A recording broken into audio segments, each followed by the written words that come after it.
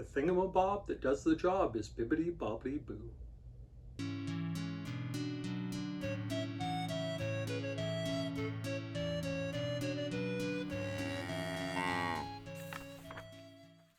Hi everyone, I'm Jacob. I'm the CowHatLibrarian, and this was a fun one that I stumbled onto at my public library.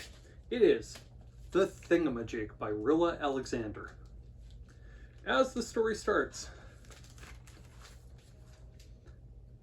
a young child elephant is having a drink of water with its mom, and the mom's lost something. She can't find the, I forget the word, the thingamajig. And the elephant child runs off to go find it. And in the course of things, the elephant runs into a little bird who doesn't think it's seen a thingamajig, but it's kind of busy anyway because it's looking for a who's he what's it. But they can go look for them together. And they continue looking, and they run into, it looks like a little slug who hasn't seen the thingamajig or the who's he what's it, but has spent all morning looking for a who pulled the poop. And they can go look for it together. And the story continues on in this fashion as they gather one after another animal that are missing things with these strange nonsensical words. And they run into a frog who's suspicious about them all having lost stuff and is worried that there's a thief in the neighborhood. And one by one they describe what they lost and how it serves as something that's flat and it floats and it's deep and it's strong and it does all these things, and the frog draws all these missing things, and they realize that he has it. He's sitting on it. It was the bottle cap for the elephant's mom's bottle of water. And when it got lost from there, one of the other animals picked it up and started using it for something. And they lost it, and the other animals picked it up and started using it for something, and so on. And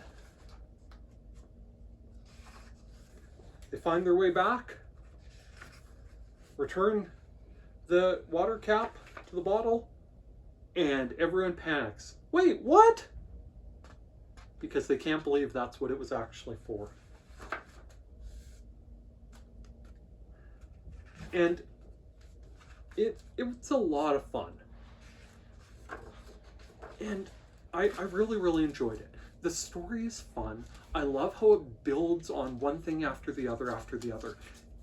While the words didn't indicate it, in general speed and pace and tone, it comes across like a variant of The House That Jack Built, where one thing builds on the other and builds on the other, and there's a sense of that with all these animals joining the parade to look for the lost items, and each of them describing what their lost item was, each of them using a nonsensical word to describe it. And that was all to the good. And the ending was nice. It was very, very friendly. These animals are helping each other out. It's all good feelings and good-spirited stuff all around. The frog who's convinced that there's a thief about is absolutely hilarious, especially when it turns out that the frog has this item they've been searching for. It was great. And as an added bonus, at the end of the book, it talks about how different cultures all have a word to use, at least one word, sometimes more, when you don't know the name of the thing you're talking about, like thingamajig and who's he what's it and so on. And it tells you what language each of them comes from and helps with pronunciation of them. And that was a really, really fun ending to this book. And actually it reminded me a little bit of the book Everywhere the Cow Says Moo, which is one of my favorites, where it talks about the onomatopoeia, the noises that animals make in different languages in books. But everywhere the cow says moo. And this feels like it would be paired really, really well with Everywhere the Cow Says Moo. I think they'd make a great 1-2 duo in a story time. Now with that said, it wasn't quite perfect. And I have to talk about the deal breaker. The deal breaker is simply this. No matter how hard I tried, no matter how many times I tried saying the word, Even with the pronunciation guide at the end of the book, for the life of me, I could not say, where is it here? Who pulled the poop? I could not say who pulled the poop without stumbling over it incredibly badly. So anyone who speaks Dutch and is appalled by my pronunciation, folks, I am sorry. I tried. Now, one other thing I didn't mention though is that I absolutely love the art style of this too. Just nice, just colorful images. Very simple. There's not a lot happening here, but they're very effective. Anyone reading this will identify the animals instantly. There's just enough there to give them real emotions that are very clear. You can tell the frog is skeptical and in disbelief, and they're all very upset with the really thick eyebrows. And this page, the double page spread of the frog declaring there's a thief, this drawing cracks me up every time I see it. I don't think I've ever read anything by Rilla Alexander before, but after I read this, I want more.